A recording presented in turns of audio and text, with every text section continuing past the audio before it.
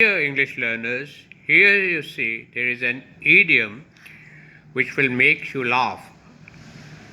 I'm very certain that it will amuse you. And you know what?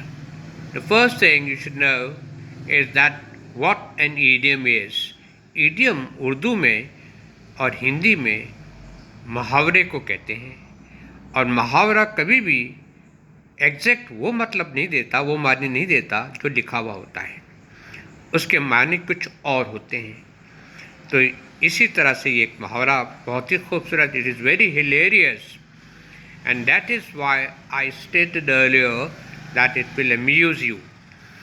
So the idiom is that when the cat is away, the mice will play. देखिए, mouse आप जानते हैं, चूहा. ये माइस जो है, mouse की जमा है. The plural of mouse is mice. और चूहे दुनिया में कहाँ, किसी कोने में भी आप चले जाइए, उनकी भरमार है, और आपके घर में भी होंगे.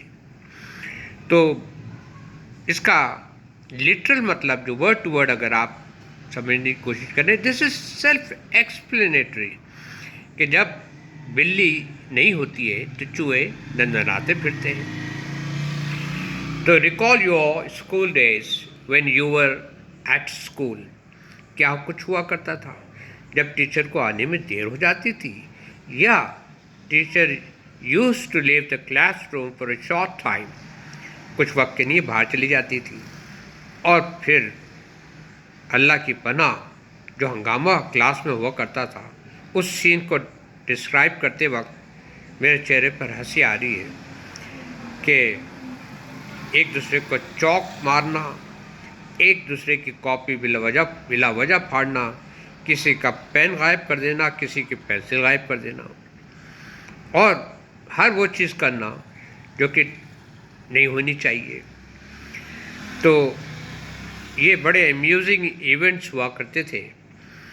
और मुझे याद है कि मेरा निशाना पता नहीं क्यों बहुत ही ठीक जगह पर लगता था हमेशा से. तो एक दफ़ा मैंने अपने एक दोस्त का मुंह का निशाना लिया जो कुछ फासले पर खड़ा था, और आप यकीन मानिए कि वो चौक उसके मुंह में घुस गया.